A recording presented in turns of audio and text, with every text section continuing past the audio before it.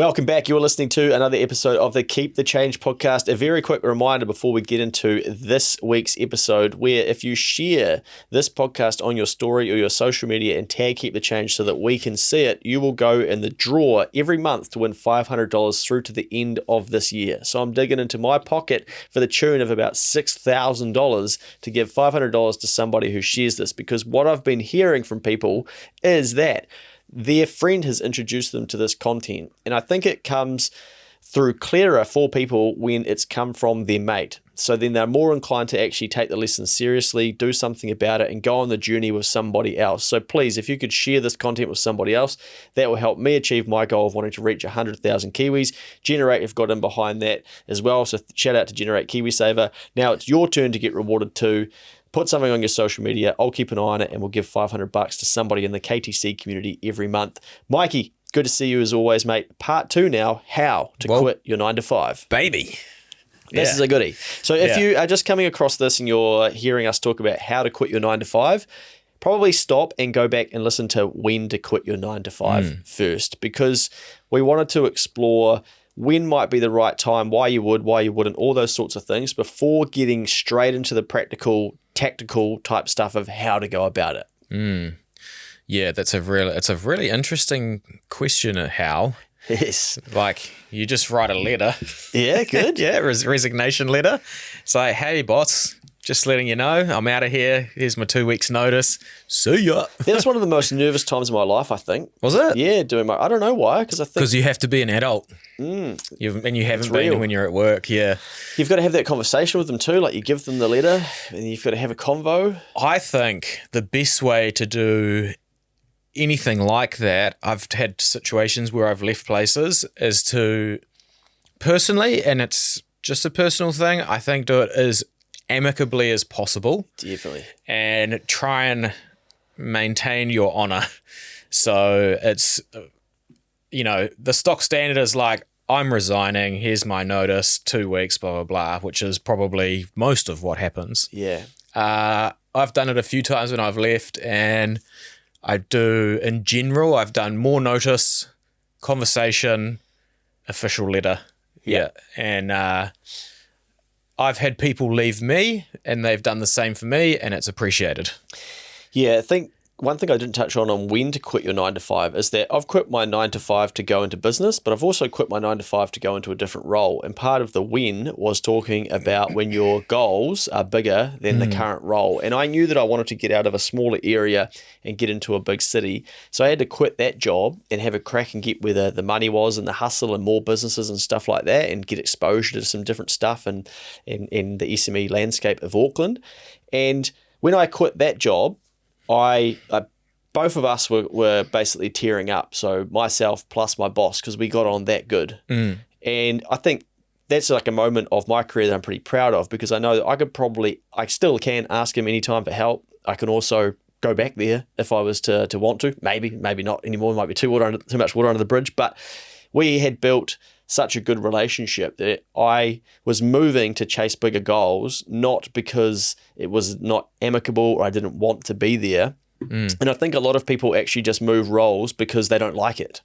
Whereas I gave a massive explanation as to why, and they could see that, they got it, and we're both like gutted to be almost leaving each other because we did get on so well. And I think it's a cool place to be when you can leave a role like that. Yeah, I'm just trying to think back of all the times that I've resigned. I thought you were going to say the times you've cried and you can't think of anything. Nah, I cry, man. I'm an emotional guy. Good man. The times, I've only ever quit once where I've been like, hey, here's my notice. I think you're a wanker. I'm out of here. Like, I had one bad boss, Yeah. And then every other time I still talk with all of my previous employees and I know them. Nice. And all the leaders of the company or whatever. Yeah, I still get on good with them and throw messages around, and, I think it's a good way to be. Like, New Zealand's a very small place. Oh, yeah. Man, and the longer I'm on this little island nation, the more you talk to different people and meet new people, and everyone knows everyone. Yeah. Yeah, and it's interesting, eh? New Zealand's not a good place to burn, I don't reckon. Like, It's just too small, and I think long term to do well in New Zealand, you really want to have a good reputation. Especially if you're going to nail your industry, because even if like people will know you, your industry will know you, but you become an industry leader or image, and it crosses over other industries as well. Even just a person, like if it's good if someone else is having a conversation about Mikey and that person says, oh yeah, I know Mikey, he's a good stand-up guy. Yeah. He's honest. Like those little things that you don't hear about. And that comes back to like what I was saying at the start of like how is like honorable and amicable is the best way to do it, because you never know when you're going to need someone's help in the future again, eh? No. Like as much as I talk about like planning and stuff, like you can't forecast everything that's going to happen in your life. Like at some point you're going to need help from someone else other than you. Yep. Actually, that's 100% guarantee that you need help from others. So making sure that you do everything do the right thing, eh? Yeah, you can. It is one of those moments in life where you're sort of like, yeah, fuck you, I'm out of here. Oh, fucking, I won't be back and whatnot. But like, you just don't know. It could be outside of work, and your daughter could be choking, and you don't know how to do the Heimlich maneuver or something. But there's your old boss, and they're like, what? Sorting out your daughter, and you're like, holy shit! Thank God I didn't, mug him off completely. And he said, nah, mate, fucking good luck with that. Sort your own shit. Jump on YouTube for 3 minutes, and then tend to your daughter. So I think we do have to be careful as people, because this is an emotionally charged area where we go like, I'm going to stick it to my employer now. Yeah, you end up looking back and regretting and be like, man, I was acting like a fuckwit. Yeah, and the system and the laws and stuff around it, with like you need to do this much notice and I don't even know actually what the rules are. Shock. You don't know what rules are? Yeah, I don't know. Bloody hell, that's been the first time.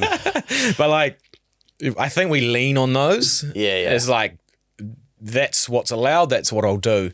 Whereas, yeah, when you want to have a bit more of a long-term thing going on, you sort of rise above it. Like, you don't want to do what the average or what the normal is. You want to do what above is. Yeah. Because if that's what you're trying to achieve, then you need to, like, good place to start is when you're resigning, to make sure you do it really well.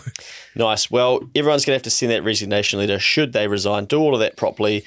But let's get into thinking about some of the things that will get us ready for this, and then really how to do it. So the first thing I wrote down, mate, was to quit in your head and worst case scenario it to see what it looks like. Nice. So have your 9 to 5, but go through an exercise in your head where you quit and you go worst case scenario. It takes longer. You don't have the income that you thought you would. All those sorts of things, and figure out, what do you do? And get yourself ready. And hopefully it's not as bad as that. But if you prepare yourself, then you're decreasing your expectation. Because I think where a lot of people get smashed when they transfer from employment to self-employment is the expectations don't get met, and then it unravels the whole thing.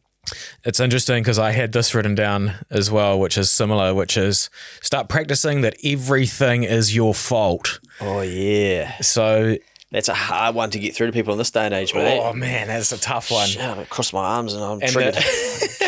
And the reason being is because if you cross over into self-employment, even the things that aren't your fault become your fault. Yep. You have to find the solution, no matter if it was you that caused the problem or a client that caused the problem or a staff member that caused the problem.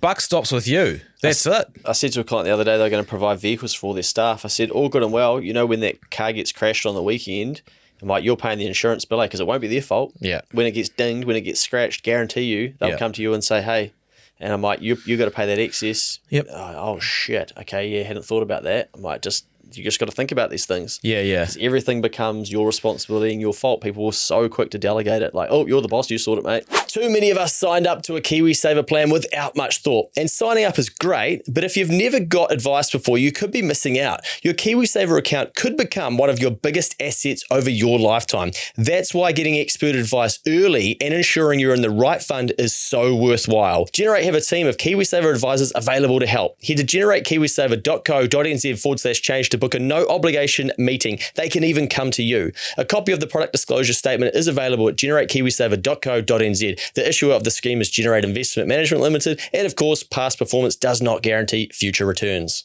Yeah, I think it's another thing that I probably didn't think of as much. I just sort of jumped in and then found out the hard way. But if you can think about those things, like all of the little things that it's hard to recognize if you're in employment because you just take everything for granted and you sort of want to zoom out, look down at it and be like, oh, the shoe will be on the other foot for that. Yeah. And you just have to try and start practice. I think it would be healthy to practice a bit of that thought process anyway.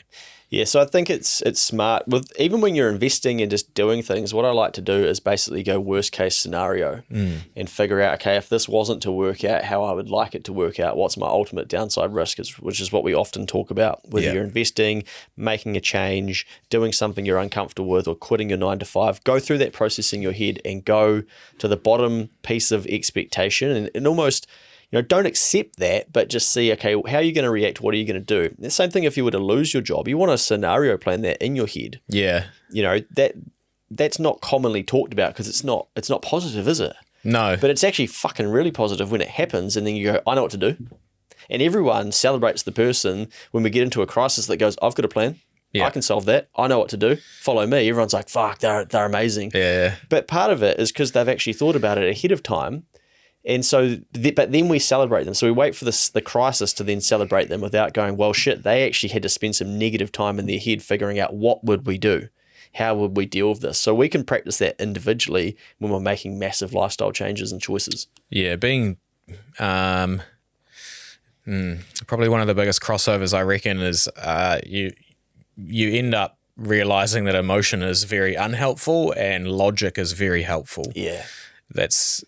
Sort of learned that the hard way too. Like you've got to really learn how to capture and bottle your emotions because getting anxious about something that's happening or, depressed about something that has happened or anything like that, it doesn't help you solve any of the problems that you're going to come up against. So you really have to be able to step back, think about a solution, then get to work on doing it. And then once you find the solution, then you've got to like reverse engineer it to make sure it doesn't happen again because you didn't like that feeling. Yeah. So you can recognize that there was emotion attached to it, but you've got to say, okay, I didn't like that emotion of anxiety or depressed about the scenario or whatever. So I'm going to implement this 3 steps ahead of the when it popped up to make sure it doesn't pop up again. And yeah, logic is extremely important. I saw something this week, and I don't really have this. It's a little bit of a tangent, but I just want to go here for a couple of minutes because I think it's really important. I saw a study this week that came out that revealed that exercise is one of the best ways to prevent anxiety and depression. I thought, fuck me, 2024, and we've got a new research paper to tell people that. I'm like, haven't we known that for like how long now? 100 years. But it's like, oh my God, okay. But that's the answer. And basically then they said, so exercise, therapy, and then third was medication. Not saying to stop it, but to prevent it. I'll tell you what, business is a lonely journey. It's fucking hard and it is a grind, and a lot of people get burnt out. They get depressed. They get anxious. They have new emotions they've never experienced before. You're going to have to find ways to cope with that. So if exercise is one of the researched ways to do that, I would suggest whether you're jumping in to a new role or something's going on, people have studied this shit. Like lean into it and do it, because you're going to have to, like Mikey was saying before, you're going to have to find ways to cope with stuff. And if you don't, it'll manifest into working through the night, drinking 16 coffees a day, using alcohol. Hey, well, what's wrong with 16 coffees a day, mate? But you'll find ways not to. I think business actually teaches you a lot too about anxiety, depression, and all those things that people disorders, what people call disorders, and you find like, fuck, this is really helpful for me over here. This is interesting because, so I don't even know how to say, I'll probably get in trouble for this shit, but like you experience all of these things. Like I was in the heart of trying to grow my business and get shit off the ground, and my best mate died in a motorbike crash. Yeah. It's like the worst time ever to have that happen. He was like my brother. And then you go through this like shit in your head, and eventually, after you're trying to control the emotion, shit, and your anxiety, depression, whatever was going on, your net profit doesn't give a fuck. No. So like you've got to sort of end up being, you're forced to be logical and then take action and just go and sort shit out. Yeah. So it's interesting. Logic, way so much more important than people believe. Yeah. And often we'll work with business owners and they'll say, oh, I don't have time for golf. I don't have time to look after myself. Don't have time to exercise. And we're like, sweet. Well, we'll show you the path on where that's going to. Yeah. And often around, like the things aren't going well in their business and it comes back to when that stopped happening. So then we almost have to stop them doing all this stuff, take them back to, okay, now we need to build in preventative and look after you and schedule in the golf and actually do things that care for yourself. Yeah. And then the business starts doing better. It's so funny, because we've known that we're coming in here today on Matariki Day for a few weeks or whatever. And like, I mean, a day's a day to me. I don't care about public holidays or whatever. But last night, boom, early night. This Same. morning, up early, walk and run. Nice. And then 16 coffees. But, but like, because I know that I want to come in here, and if you say something that triggers something, I need the sharpest version of my brain to make sure I can get the point across to help more people. It's very simple, but it took, I used to just turn up hungover. Yeah, same. Just to work and shit like that, and it doesn't work. I'll be right by Tuesday. Yeah, and then you end up in like the slow spiral down, right? Yeah. Which is not the point of why anyone is here doing what they're doing. The funny thing, man, so many people were like, oh, I love a 4-day work week. Well, some people are so fucking laggy and unproductive on a Monday anyway. They only really do Tuesday, Wednesday, Thursday. And then Friday, everyone's like, oh, yeah, we've started to cruise into the weekend now. It's like a lot of people have a 4-day work week every week. Yeah. Sorry. Anyway, but it's important to look after yourself. I'm much the same, mate. That's why I said, I don't want to do these pods the day after the Chiefs play the Blues because I expected the Chiefs to spank the fucking Blues, but the Blues, they did that to the Chiefs. You're a loser. Yeah, but shout out to all our Chiefs followers and fans. There were plenty of them at the game. But anyway, the Auckland Blues. Good to see. Sorry, Blues. So many people at the game, and I think there's a good lesson there too. I'm going to write a LinkedIn post on this. Give people something to cheer about. And it's a good lesson for business too. Blues, they gave the Auckland City something to cheer about. 44,000 people turn up. I went 2 weeks early when they played the Chiefs. Fucking dead. Well, it might have been 20,000 maybe. But that's the best season they've had for 21 years. And everyone showed up and bought a ticket within 5 hours of them. There's a good lesson there. And then, contracting is that economy. The end of the season? Yeah, it's the grand final. Contracting economy, biggest recession since the 90s, etc. Bang, 5 hours sold out. So I bet you what will happen too is like their first home games of next season will be good. Yeah. Because everyone's like, oh, this is the best team. Yeah. Anyway. Success creates success. Yeah. Okay, back on topic but yeah, it's so important to look after yourself whether you're in business, out of business. But seriously, like it's 2024 and we're telling people like, oh, exercise is great prevention for mental health. Like fucking okay. Like, how many times do we need to be told? So people, look after yourself. Start doing some good shit for yourself. I feel like 7 years ago you said, if there was one like policy thing I'd change, it'd be like people could tax deduct their health and fitness. Like employee or business. Like you've been on about it for ages. So like you didn't need to find a fucking report in 2024 to know this. Well, yeah, someone spent hundreds of thousands, no doubt, to do some research to be like, do you know what's real good for anxiety and depression? Exercise. Okay, maybe we could have taken that money and given people a tax credit for spending their own money on improving their health and their well-being so that they then don't have those issues. But anyway, what the fuck would I know? But I do know how to quit your job. So the next thing I've got, have a convo with your partner. So if you've got a partner, have a convo with them. Scariest convo to have if you're thinking differently. Yeah, got to be on the same page because otherwise you're just going to end up like this. And also you've got a different risk profile to them. Yeah. So you have to have a conversation with yourself first. You have to have that discussion and figure out how can you make sense of quitting this job, of leaving the safe path, of doing what the Kiwi dream is. Good career, good job, good title, house, car. How fucking dare you walk away from that? You've got to have some very, very strong opinions and data to back up that it's a good idea to do that. And hopefully your partner is, you've got a close enough relationship where they can see that, you can explain that, you can take them on the journey. Because I tell you, once you start the journey too, you still got to take them on the journey. Sometimes I tell Taz about the stuff I'm doing and she's like, you fucking idiot. Or like, what? And I have to articulate to her like, why? Yeah, I'm in Taz's camp that day. So I think it's really, really important from the start to try and show your partner, where you're going. And I have a business partner as well, so it's the same thing. Often we have to stop and be like, okay, we disagree about this. Well, where are we going? Why would we? Why wouldn't we? And you get better at it, but it takes reps, man. It does, man. And yeah, there's always going to be other people involved on your journey, and you actually have to become really good at making them like true believers in what you're doing. And that's not like manipulating or anything like that. That's just trying to really be clear about why you are going to go down a certain road or why you're going to pull this trigger here, because you have put thought and time into this one thing, which is like quit your job. But if you tell people that, if you just say, hey, I'm going to quit my job to your partner, their instant reaction is like, oh, cool, one income, we're on 2-minute noodles. So you have to explain what the second and third order effects are, and making sure that there's an understanding from both sides about how you're going to do that. Because otherwise you're just throwing people in the deep end, which, that you're the one that's been thinking about how to swim. Yeah. They haven't thought about that yet. So you got to show them. Yeah, you're going to put them into panic mode too. Yeah. Yeah. Just and unfair. So what's this going to mean for us? What's it going to mean for the kids? Like, all that stuff. Yeah. And that's dangerous. Yeah. And it's probably a good point. It's unfair.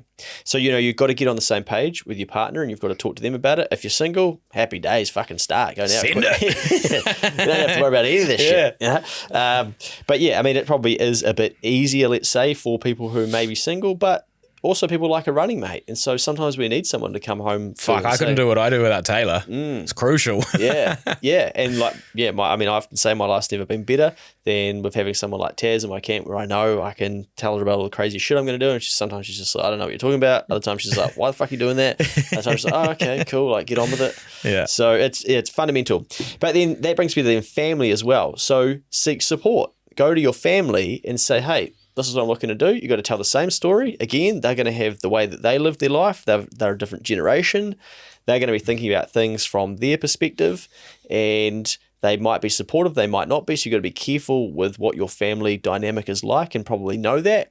But if you've got a supportive family, amazing. I was very lucky. I could move home, and I could ask to borrow money if I needed to, and things like that. And so I knew that support was there, but it was because I'd told them about all the shit that I was doing, and everything I took, I tried to ensure that I repaid as well as the journey changed. But if you've got the ability to be supported by family, whether it's knowing that there's a bed to crash in, or that you can stop your rent and your mortgage, for instance, and rent that place out and now go and move back home, you've just changed an element of your outgoings, which I think that's the key thing that stops a lot of people, is that we are so focused on earning income to cover our living costs, and our living costs are 40 to 50% of our life, whether it's mortgage, rent, rates, all of that stuff. You start adding that shit up, divide that by your net income after tax, it's a scary, scary percentage. Yeah, well, that's where like paycheck to paycheck comes from. People rinse 100% of what comes in. Yeah. So you've got to like pull some levers to make sure you can get that into a better ratio. Yeah, definitely. Yeah, and that will be one of the biggest things that will stop people, is they won't be able to figure out how to get past that. So how many times have you heard someone say, oh, I'd love to, but I've got a mortgage? Yeah. The answer should be, I don't know how to. Don't have a mortgage? Sell the house. Oh, come on, mate. Come on. This is a game of Monopoly. We can't possibly let go of the house. But you want to go, right, I can't afford to the way I'm thinking now with my mortgage, therefore I need to figure out how could I with a mortgage? How have other people done it? Now, I did a post today with a number of different ways to decrease your living costs, and I think it just goes over people's heads because this is an area we don't talk about enough. But you think, as an exercise all of us should do, if I didn't have to pay rent or mortgage, what would my life look like? And I can just about fucking guarantee it looks way different to what it does look like today. And that should be enough for you to realize, like, I should solve this. It's so true. Yeah. Yeah. But nah. Maybe get rid of Netflix, man. Yeah. Make your lunch. And we focus on the little stuff instead of figuring out, okay, this is actually the biggest cost for all New Zealanders. Let's spend some time figuring out how to decrease it. So for me, I was paying $250 a week, I think, for rent for a room. I looked at it and was like, whoa, that's a decent amount of coin that I can get rid of by moving home. Sacrifice was now I had to drive an hour and 40 into the city both ways. And then I'm like, okay, I don't want to do that. I'm going to have to then get up earlier. So it then expanded my working day. Were you in that period that was pre-Merc, eh? Oh, fuck yeah. So that was like fan belt. Oh, fan belt. So you had an hour 40 of anxiety every day each way. Big time. Oh, wow. And so I would drive to the gym with the anxiety of like, please don't snap, especially out in the fucking fast lane, man. And then I'd get to the gym, that would calm me back down. Then I'd go have some more caffeine, that would get me hissing. And then I have to do the drive home at the end of the day, like, hopefully it doesn't snap. So, I've lived through a lot of this shit, but, you got to think about how can you decrease that cost? And can you rent your house out and then go live at home? Can you Airbnb it once a month and do it on the long weekends and then go home on those ones? Can you go stay with a friend? The brain is going to show you blocks. Now, let me give you a good example. The other day I posted on social media and said that you have 146 days of the year. So you have 104 weekends, you have 20 annual leave days, you have 10 sick days, there's 11 public holidays and a regional holidays. 146 divided by 365, about 40%. Someone commented and said, all good and well, only works if you're in a commission role. Because I'm on a salary, so therefore you just get paid the same amount even if you did work on those days. I'm like, you could get another form of income. Their mind can't see that yet because they're not ready for solutions. And I'm not having a crack at them. It's a bloody good thing to understand that your brain can't always see the solutions. So, you might not think about Airbnb your property, but when you start running out of money, and then you do it for the first time, you're like, fuck, why haven't we done this before? We could do this every month. Oh, we're going away for a week in August. Wonder if we should chuck it up on Airbnb. Holy shit, that paid for 80% of our holiday. Yeah. Mind completely opened. Yeah. So I think because the whole country is like cost of living, mortgages, rent, we get stuck there and we forget there are actually so many solutions. I went and lived for fucking 2 years living in people's houses. Yeah. Can't believe how quick they're like, here's the keys, here's the Wi-Fi password. Oh, send us a photo of our dog, walk it, it'll shit there, it'll piss there, Barry's going to come around and do the gardens. You're like, holy shit, man. I thought that it was amazing to grow up and try and have your home, your castle, all this shit. People were like, oh, you're a stranger, but you'll look after my dog. Here's the keys. Yeah. I now have a spare key to one of those houses. They're away at the moment. They're like, hey, you can come, just use it anytime you want. Oh, and if you do stay, let us know. We'll send the cleaner in after you've been so that we make sure it's clean before we go. Yeah. Bang. My whole understanding of fucking lifestyle costs and Mortgage housing. what? Yeah. I'm like, shit. So I think you've got to flip your mind into looking for opportunities and solutions, and then they start showing up. When you're closed-minded to, no, that can't work for me, like that person who's basically like, yeah, but I'm on a salary, so this doesn't work. Their mind's not looking for, yeah, but what could you do with those 146 days? They're thinking, oh, you're telling me I need a commission role. Yeah. No. They're not ready. No, not yeah. And a lot of us aren't ready to see solutions. So this is, I think, an area where you need to spend a bit of time and figure out what are your solutions and actually brainstorm how could you decrease your living costs from 40 or 50% right down. And there are so many ways you can do that now that didn't exist. But unless you're willing to look for them, you're not going to find them. 100%. Yeah. It's like stage 1A. It is, mate. Well, Stage 1 is like, okay, let's optimize my budget. My budget, yeah. Because it needs to be, because I need to be able to run on fumes. Yeah, and I had here a 2 down, and I'm like, this should probably be the first thing. But I'm like, nah, you'll turn everyone off. But do a budget, i.e. model out your cash flow. That's what I like to call it. So take how much cash you have, what your expenses and outgoings are, and you run that. This is what I did.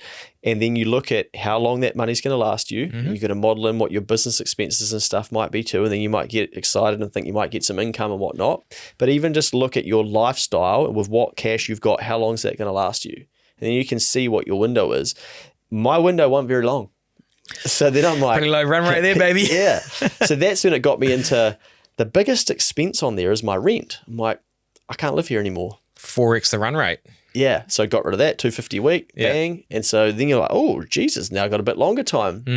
Okay, I'm going to have to go home. My petrol might now change a bit. Oh, got no food bill anymore too. Cheers to the olds. Kia ora, So then everything starts changing and you start looking for different solutions. So if you don't do some form of cash flow model, I'd suggest you do it. Of course, I'm a CA, an accountant. I'm going to say that, but that's going to give you clarity, and it's also going to be something you can do with your partner to show them. And my business partner, for instance, they went to interest only on their mortgage so that they could decrease the cash outgoing. So they did the same thing. They got kids, so their situation very different to mine, but he had to do the same thing of like, okay, I got to do this with my partner, show that if we just take a couple of steps back, we can take 5 forward. Here's a lever we can pull. Fuck, man, I sold my house, then lived in like a garage. Yeah. Yeah.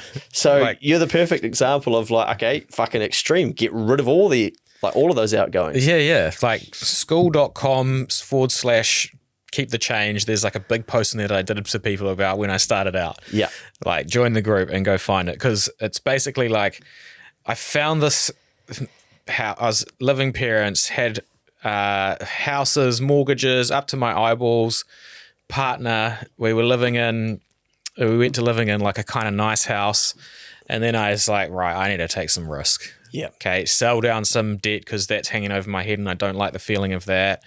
Move into a house, live in this like, I'm 100% sure it was uncomplied, unconsented shed off the back of a garage that we had to go through the garage to get to the main house. But then I rented out the main house and I can't remember the exact numbers. It was costing me $17 a week, including like all the power and water and everything to live there because I rented out all the other rooms.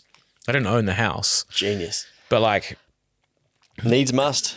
Beat the power game with PowerShop. If you want to get ahead with your money, you need to get ahead with your bills. Back in the day, I used to get a little thrill when a power bill would arrive in the mail and show that I was in credit.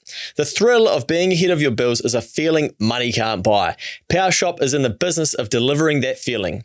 They do things differently, giving you the insight and control over your bill to stay ahead. With PowerShop, you can see what you're using and purchase power packs, which are discounted packs of power, ahead of time. This enables you to plan ahead and pay for power when it suits you. All in all, being with PowerShop means you're informed and empowered to take control of your power bill. So, what are you waiting for? Take charge of your dollars, kilowatts, and cents by switching to PowerShop. As a bonus, you can choose between a $150 credit or free weekends when you sign up. To see how much you could save, visit powershop.co.nz and get a savings estimate simply by uploading a recent electricity bill. I needed to get into like running on, I was driving, sold my V8 that I used to blow tires on and ended up in Manukau Court. You're getting some real dirt today. And then bought a Toyota Corolla. And then closer to work, so my run to work, and I was using like a tank of gas in a Corolla, which was like $60 every 2 weeks. Like fumes. Yeah, nice. Very limited risk in what I was doing. Yeah. I basically took away the problem that would stop me or give me too much pressure to get stuff, and I could then focus. I was like, cool, brain's clear, everything's under control. Yeah. Rock and roll. Yeah, you're getting a new life. So actually build yourself a new budget. Yeah. Yeah. Do you know what's funny about that? 18 months, boom, completely changed. Yeah. Don't have to do it anymore. Drive a nice car, live in a nice house. Personalised plates, lunches at a Bizu. Yeah. It's possible. It's possible, it's baby. possible, yeah. 2 steps back, 5 forward, just like what we talked about Yeah. in When, right? Yeah. The other thing that I think is really useful in terms of how is if you can have no debt and no cash outflows. So you just explained basically that exact principle. So if you can have as many debt outgoings as possible, and this is why buy now, pay later, credit cards, all of that shit, gem visas, etc., they are traps that you can't see, because when you want to change your life, your budget, you're like, oh, it's only $250 a week. Like, that's fucking $250 that you're gonna need. Yeah. And all of a sudden you realize, oh, damn it, the true cost of that 46-inch TV screen. Yeah, also there's such a psychological element to that shit, hey, that is you can't quantify because it's not in any of the, financial stuff that you can go and learn about and the numbers and like the benefits of air points, and you just get marketed to.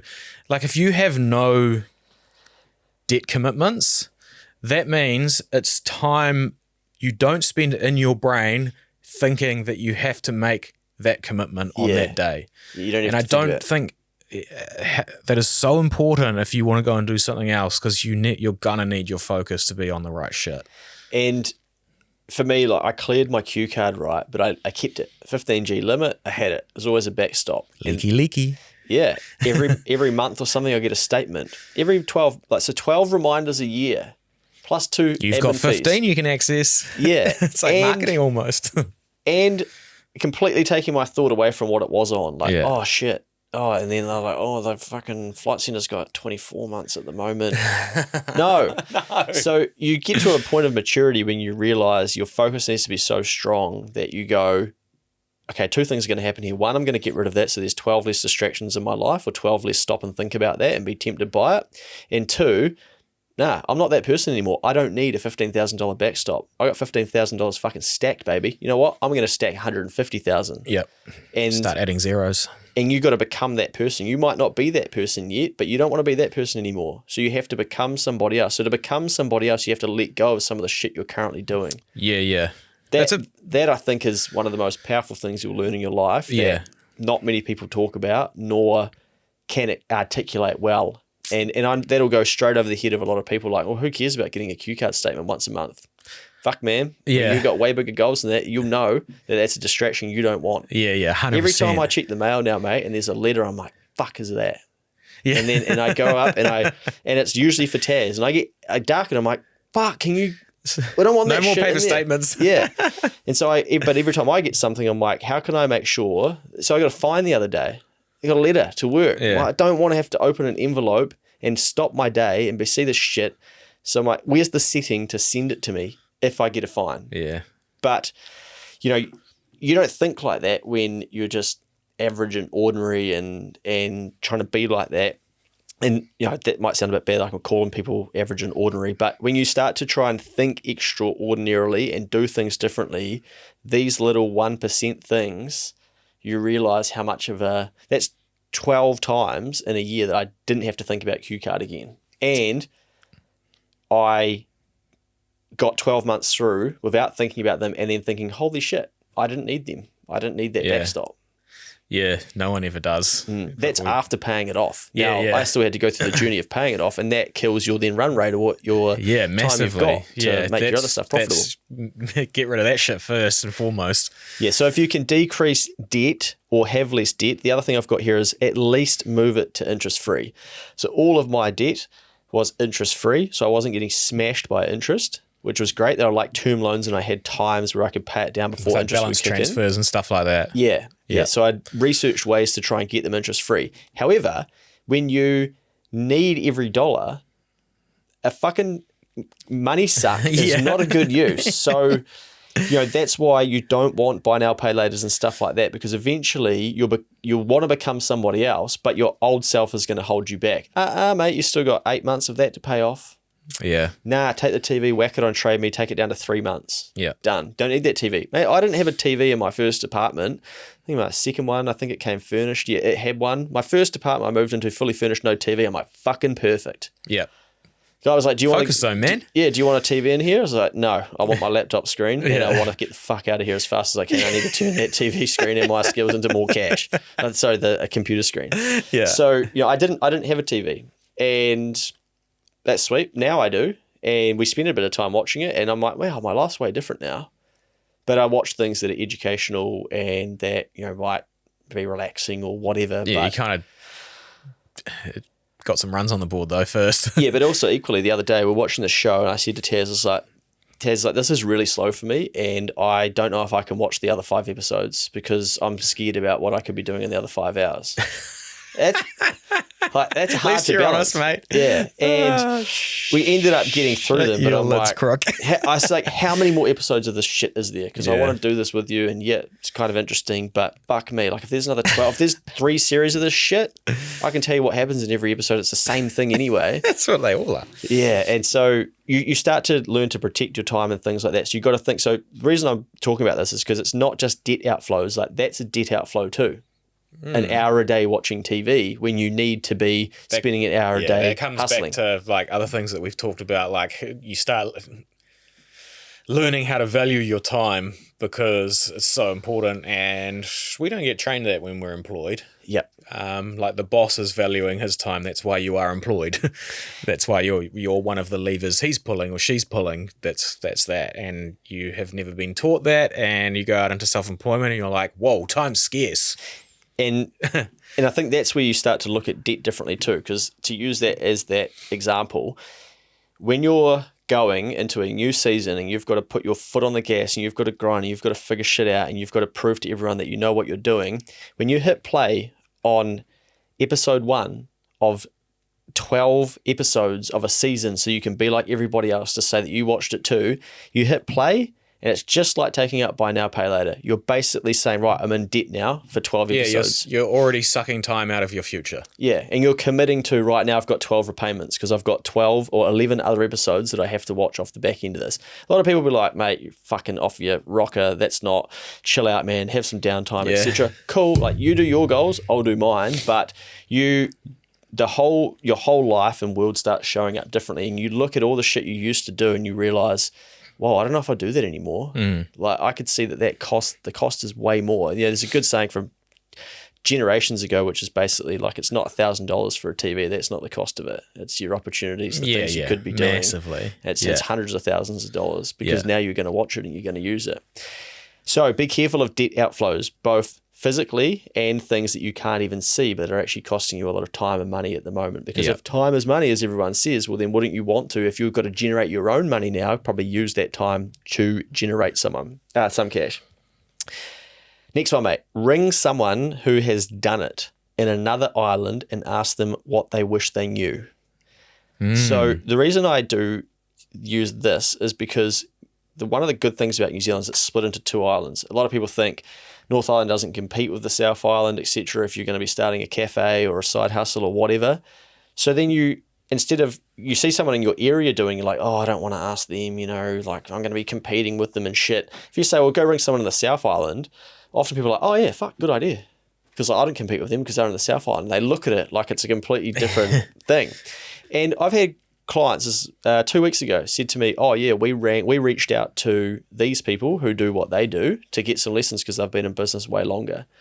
And it's such an important and powerful thing is to go and look at somebody who's done what you're about to do and say, hey, could I please just pick your brains about a few of these things, and could I ask you what you'd do differently? Everybody loves, like when they've gone through the grind, they're pretty happy to share some of those lessons. And I think if you can find somebody else in the South Island or the North Island and ring them, you'll feel more comfortable, or email them. They're not gonna look at it as, if it's just the shop down the road, for instance. They're probably going to be open to sharing some lessons with you. So go collect that data, because it's there for you. Yeah, it's interesting because if there's always someone available that is doing something, business is business, eh? Mate, there's 550,000 of them in New Zealand. You're not the first fucking person to quit your job. So that's my hard-hitting fact to finish. There you go. Yeah, it's and you could look at someone and you're thinking of doing it slightly differently, but have the call. Yeah. Have the chat if you can, because there might be a reason why they might have thought about doing it the way you're thinking of doing it, and there might be a reason why they ended up not going down that road. Yeah. And you want to find out a little bit of that stuff. It's like having good ammo. Like you're about to go into war, you don't go in with empty guns. No. You want them stacked. You want them strapped across your chest. You need as much ammo as possible to make sure that you have the best chance of surviving. Yes. And it's, that's why we compare it to sport, right? Because it's going to be a loser, and you want to try and make it not be you. Yeah, because a lot of people fail in business. Huge numbers. There's a number of reasons for that. We'd have to do an entire pod on that. But just because that rate is high, don't let that be you. Because I'll tell you what, you can go into Facebook groups around small businesses, and when you have a successful business, you can see why a lot of people are failing. And you feel sad because you look at what they're focusing on. You're like, oh, geez, no wonder. Like, no wonder that company started and then has been closed. No wonder that side hustle didn't carry on, because people are just watching all these other people doing all this frantic shit and realizing like, oh, no, I have a product. I need to sell it. It needs to sell at a margin. I need to offer more people to buy that. Oh, they buy it now. This is great. I need to deliver it, get it done, do it again. That's what business is. But instead we're like, nah, man, I got to get a fucking business card and all this stuff, and I'm going to get some merch. Once I've got some merch, it'll be great. So there's so many distractions, but go and collect lessons. A good thing with speaking to people that are further down the path to you as well is that they actually give you lessons that you don't believe. And you're like, oh yeah, fucking hell. That's so true. And then after about 2 or 3 years, you're like, oh, they were right. I know what they mean now. I've had that happen a few times. Yeah. At the time, you're like, nah, the way I'll do it, it'll be way different, man. He doesn't fucking know. She doesn't know what she's talking about. That's like, fair enough. But, and then it happens and you're like, that's what they meant. Yeah. But sometimes they could be wrong. But at least you now you have that, so you can think about, or you might see something that's not working, you'll go like, oh, maybe that's what they meant. And you could go back to them. Hey, I tried doing this. I didn't take your advice. I had a crack at this. This is what I've noticed. Like, what do you reckon? And they're going to either be like, well, we tried to tell you, or, oh, well, maybe if you do it like this, it could work. And what about that? So, yeah, but that takes time to go through your motion to get some of those lessons. Yeah, it definitely does. Man, I've thought of some of those. Sometimes you can be told them, and you don't really understand it. And then you learn after, like you say, after a few years, and then you realize like, oh, this has happened and that's what they were talking about, but I just didn't understand it in practice. Yeah. And then you can be like, okay, if I'm going to explain it to someone who comes and asks me, I'm going to say it in a different way because I've learned that didn't sit with me back then. Yeah. So, yeah, it's interesting. Man, life's a lesson. I did doing some work with another accountant at the moment, and they're helping out, and it's been great because they're getting going. I've been able to share a couple of lessons of sort of, I'm 7 or 8 years down the path, and I love seeing people have a crack, and I love trying to feed them work to like make it a bit easier for them. And anyway, asked a couple about a couple of different things, and I said, look, you're the director of this accounting firm, not their friend. That's how you've got to see yourself, because they said, oh, I just feel bad, doing X, Y, Z when it's friends. And I'm like, you're coming around as the director of an accounting firm that can solve their problems. You're not coming around as their mate in that capacity. Yes, you can charge. Yes, you can have that conversation. Otherwise, you're going to give away all your time and you're not going to get paid. And then you're going to resent it, and you're going to get yourself in a snowball of, it's hard when it gets rolling that way, because they go and tell their friend, oh, call my mate, they came around and helped, they'll come around to your house and they'll do it. And all of a sudden you're going down this path going, holy shit. So you got to change the way you see yourself. And it's easy when you've been in business for 7 or 8 years to tell someone that, who's just getting started, but so to true. Actually learn that and practice, you're like, okay, I kind of think I know what you mean, but how the fuck do I do that? Yeah. How do I change the way I see myself? Yeah. I'm pretty sure I look the same in the mirror as I did yesterday. And that's an internal thing. Yeah. But once you grasp that lesson, you realize like, shit. And then you have some wins in the market where you get to charge more than you ever thought possible. And you realize, that's because they still see value in that. That's how they see me.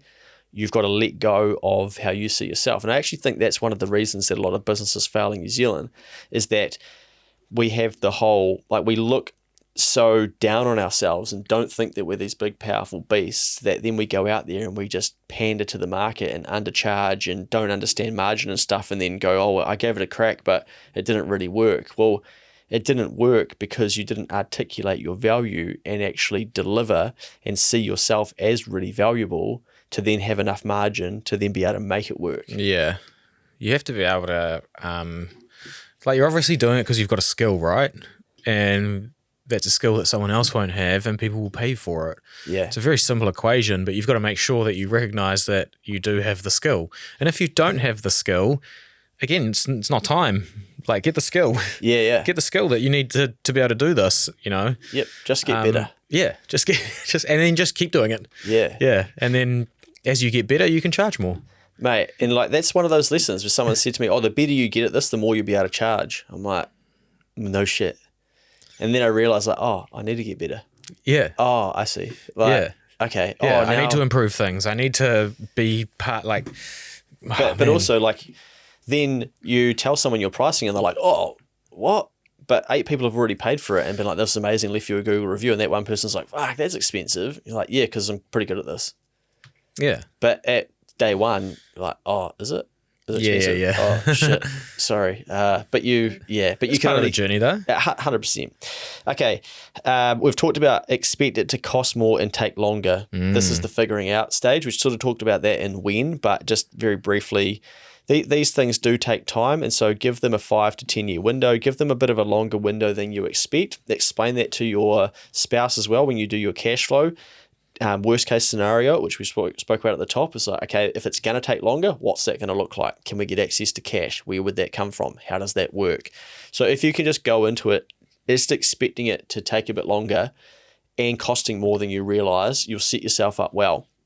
However, do not give yourself the leniency to go, oh, it should take a bit longer. So I'm like, I'm just waiting for it to happen. Waiting for it to fucking happen is different to expecting it to be a bit harder to take longer. Don't allow that part to creep in. Yeah. Yeah. Don't let that, it's going to take a while so I can take my time. You don't have fucking time. No. Like, it's time to get going. Oh, I like it. It's time to get going. Okay. This is powerful, mate. And I've worded this as flip from being an offer taker to an offer maker. Ooh, clip that shit out. Yeah. Because if you think about it, a lot of the times in life, when we're going through a 9-to-5 journey, all we learn is offer taker. Yep. Country is based on offer taking. Fonterra, for instance, a lot of the farmers, they take the price, what they're going to get paid for the stock off of the farm. Like, New Zealand is a little bit of a nation of offer taking. And if we go down the 9-to-5 path, we're like, okay, what's the role going to be? And people say like, oh, you only get paid this in my role. This is what politics is, man. The most powerful company in the country are making the offer, so you vote them in. Yep, great. And so sign that off, I'll fucking have a bit of that. We're constantly taking instead of thinking, I need to get into offer making. And when you're in business and when you're trying to change your life and increase your income and do different things and even progress through your career, you've got to go from offer taker to offer maker. That's great. However, this is how I see it. Yeah. And then explain that, and then you might get a pay rise. In business, you've got to go out there and you've got to put offers out there. The world doesn't just come to you and go, hey, I heard you started this side hustle or this business and you've quit your 9-to-5. Fucking here's me. Like, I've just filled up Mount Smart for you. Just pop over and everyone's going to have what you want. That's another shock to the system is when you do make the jump, you're like, oh. No one cares. Yeah. No one knows. Yeah. And why would they use a new one anyway? And you're too young and what, blah, blah, blah, blah, blah, blah, blah. It just goes on and on and on. Yeah. Yeah. It's pretty eye-opening. So if you can transition from being an offer taker to an offer maker and understand that you've probably been conditioned and trained and gone down that path for ages, and it's normal and it's fine. There's nothing wrong with that, but you've probably learnt a stack load of offer taking skills, but not many offer making skills. You'll realize that's also why a lot of people fail in business because they simply don't make enough offers. Yeah. Yeah.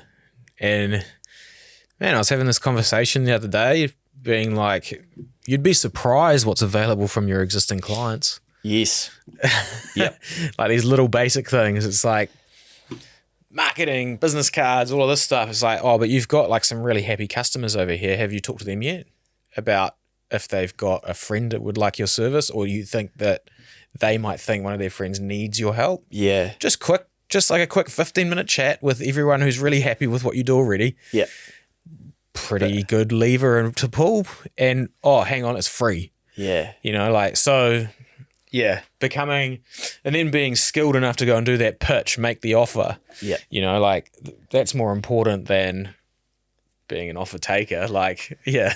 If you go out to like a marketing firm and ask to sort out your marketing, cool, it's important. But like you are the offer taker, then they're going to offer you. They're going to, but do that the other way around. So again, you're just back into the same as instead of flipping it, right? And this is a really important skill, not just in selling stuff, but I was working with a business owner recently and they were talking about their cash flow crunch and they need to buy a big piece of equipment and basically they have to pay it in 2 installments. And it's a lot more money than most people would even spend in their life. But you get into business and you realize you just have to do these things. And all of a sudden some transactions, like people spend in single transactions more than someone's salary for the year. I know. And then you just start going like, oh yeah, it's kind of normal. Yeah. But I said to them, do you get along with them well? Like, yeah, we've done quite a bit of business with them. I'm like, sweet. Why don't you go to them, shape the conversation like this and make an offer to them that, hey, could we pay this off over 6 months rather than in two installments? And they're like, oh, I guess it can't hurt. Yeah. Within 3 days, they emailed me. Guess what? Yeah, sweet.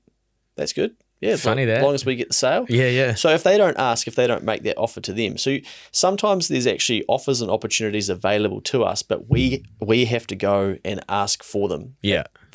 Just because we're going to a supplier doesn't mean that supplier is going to say to us, they're going to tell us their terms, but we can still say, hey, how about this? They might say no, but that's the same result as what it was without your asking. So there's no harm in going to make the offer. Yeah, so I was really proud of these people that they actually went and did it, because that's a pretty easy concept. Yeah. But, you know, a lot of people just won't ask, and there's old sayings around, you know, a lot like everything good's on the other side of every ask, and just things like that. And you start to learn that in business too. But when you're in that 9 to 5 mode, you sort of sit down, shut your mouth, do what you're told, take what you're given. Okay, there's, you know, that fruit's in the kitchen or whatnot. There's always people that rock the boat, but rock the boat in the wrong way. But then there's people who do it constructively. But when you jump out of a 9 to 5, you got to get more comfortable of making offers and also looking at them more than just trying to sell something. Yeah, for sure. But that brings me to my key point of make heaps of offers. So basically, you know, you will have to make way more offers than you realize. And that might be posting into Facebook groups. It might be telling your friends. It might be running Facebook ads. It might be sending emails out. It might be all the stuff. It was such a weird thing when I started being a mortgage broker. I was like, oh, no one knows. I've got to go find people. So like, this sounds funny, but I went and got every single like Facebook contact I had, every single person in my phone, everyone that I talked to that I still had their data from, like previous places that I'd worked, and just did like a mass contact. Yeah. Being like, hey, I'm a mortgage broker now. And fuck, it didn't even work, but like it was so scary to do. Yeah, I bet. Being like, I'm going to text or message or call or whatever, like a 1,000 people of contacts, being like telling them what I'm doing and that I'm new and I don't know how to do it. Yeah. And it's like, oh, that was such a, I remember like having seen like, no taking this back. Yeah. But it was like, I had to, because the cost of not doing it was worse. Yeah. So yeah, man, I tried some shit to get going.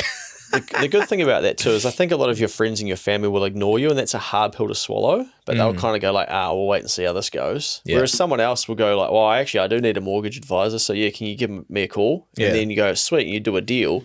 You stick in the game long enough, and the people that ignored you at the start, like they end up championing you and be like, oh yeah, my mate's a fucking mortgage advisor. Yeah, he's a real good, he's been, I think he's been about 5 years now. Yeah. And they're like riding behind you, but they almost just want to wait and see, let's see how you go. Sometimes, like friends and family, when you're starting something, because they're closer to you and because they 100% know that you've got no experience in this new thing that you're doing, they almost like step back a bit. Yeah. And they almost treat you. They're like, what? You're a mortgage advisor, dude, mate. You were selling me a car last week. Yeah. And like, you sort of almost want to go away from those people and then watch them come back in 3 years. Yeah.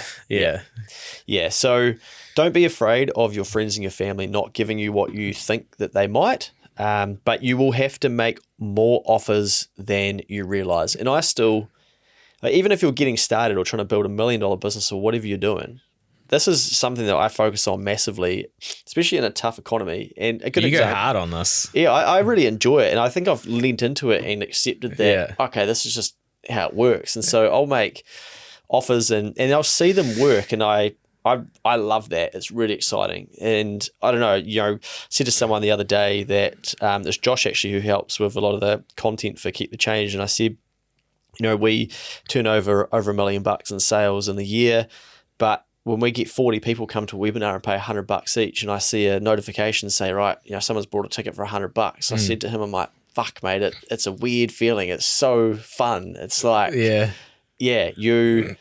put an offer out, the market wants it, and money changes hands, and then you've got to deliver on it. And then you said to them, if this sucks, I'll give you your money back. So you're like, I better make this good.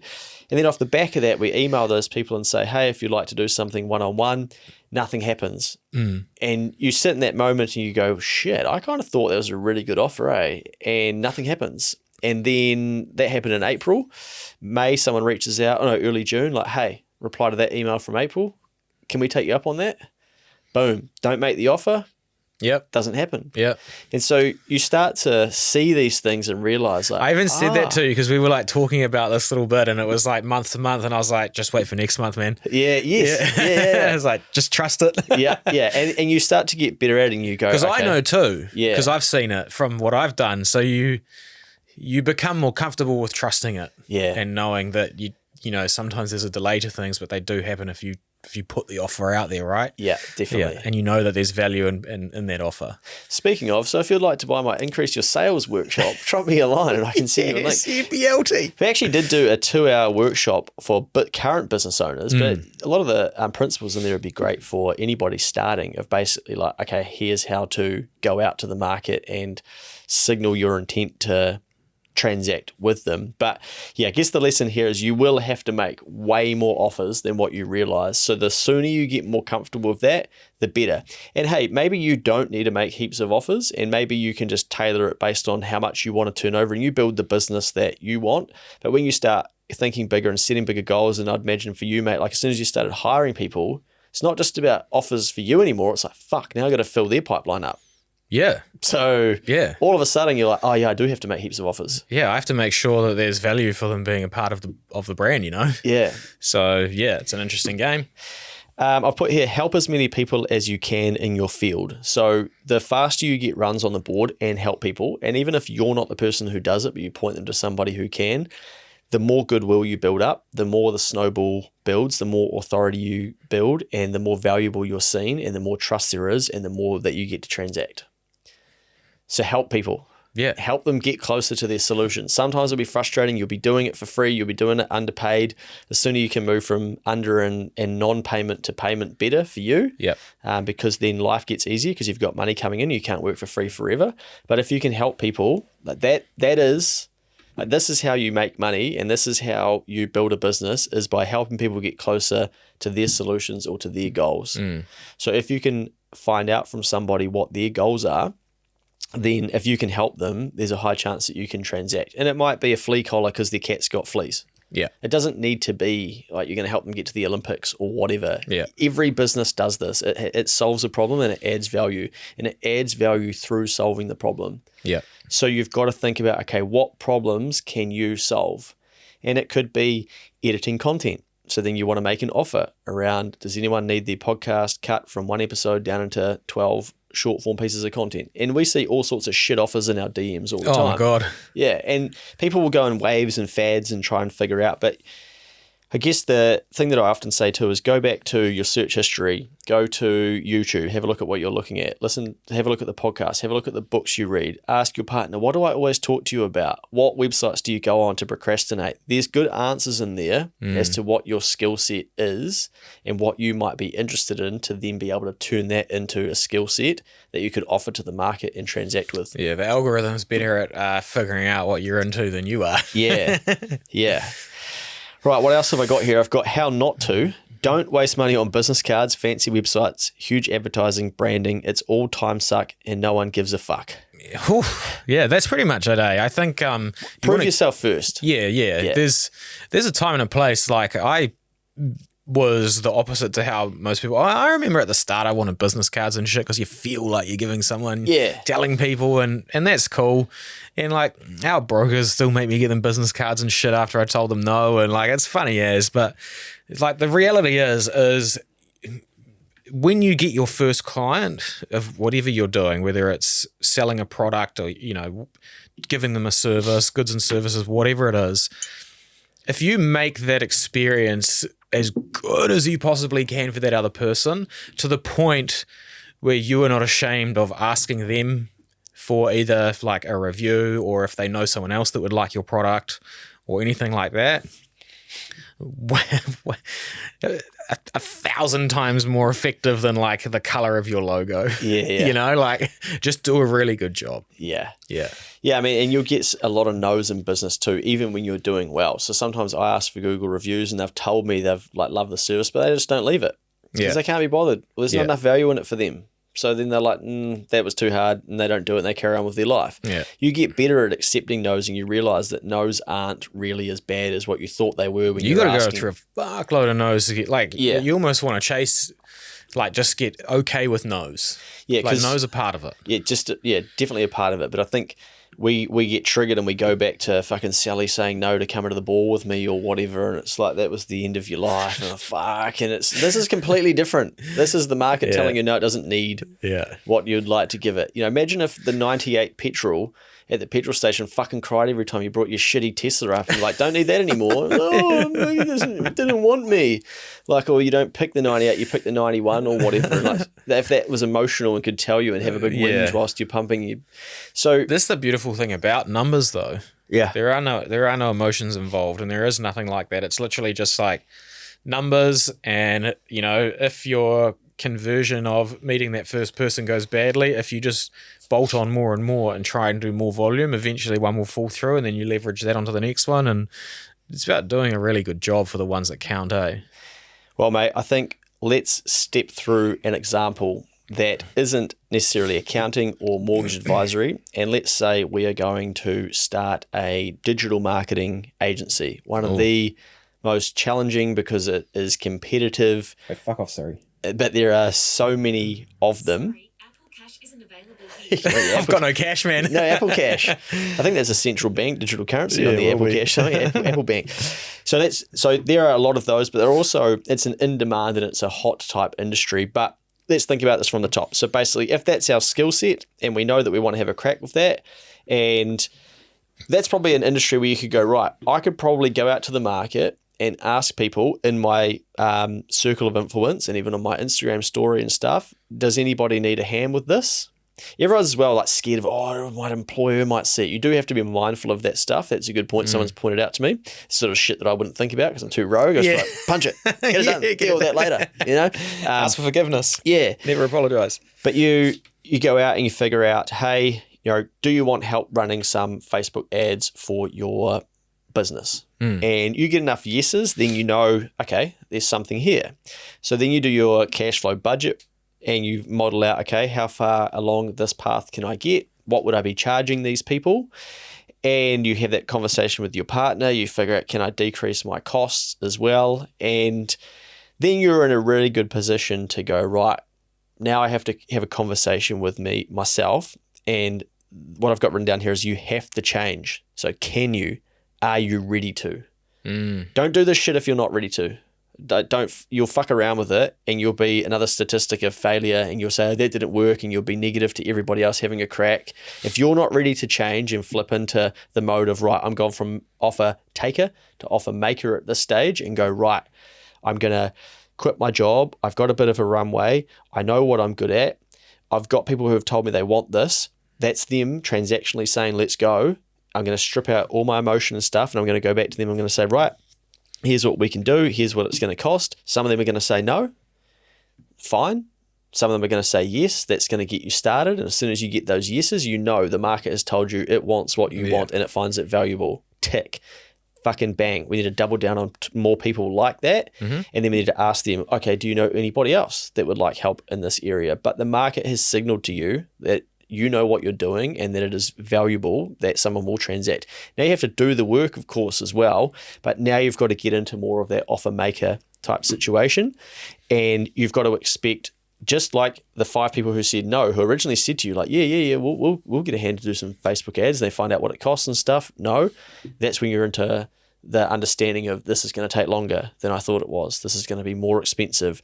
You're going to go start to run some of those ads, and you're going to realize, oh shit, need a credit card, need an accountant, need all that stuff. Fuck, costs that I hadn't thought about. You can delay some of that stuff. You might even be able to use Henry and do it as a sole trader, for instance. Go and have a look at that content and research how they roll. Or you might need a company, get the structuring done, but get something moving before you stop at the analysis paralysis and think, nah, don't know, like this is too hard and whatnot.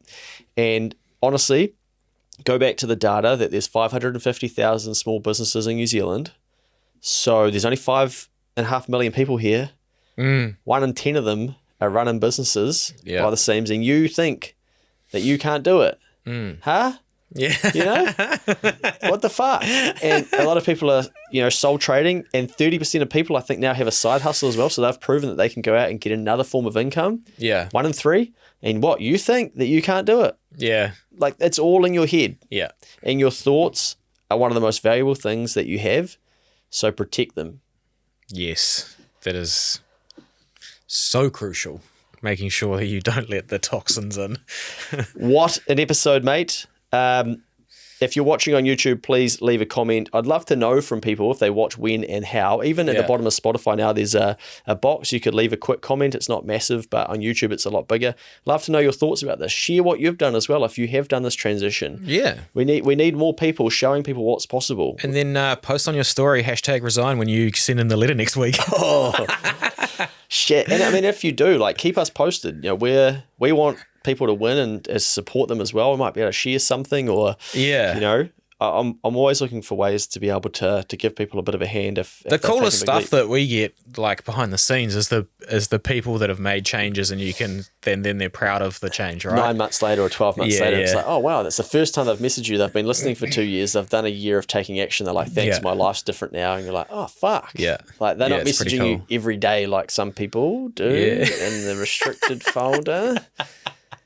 Anyway, so we love action takers and we love people having a crack. Hopefully those 2 pillar pieces of content will give you some good insight as to how to rip into it and get stuck in out there and completely change the trajectory of your life, should that be what you want to do. It might not be your thing. You might go through seasons where you're employed, you're not employed, but there's some good knowledge there from people that have done it. There's some actionable steps and things to think about, and reminder, a lot of it is mindset. And it comes back to your mind. So if you've got a messy brain, expect to have a messy business and a messy life. So tidy up your brain and you'll tidy up other things. That's been a ripper. Cheers, Mikey. See the rest of you at the awards for the best businesses in the country when you've been your job and kicking heaps of ass out there.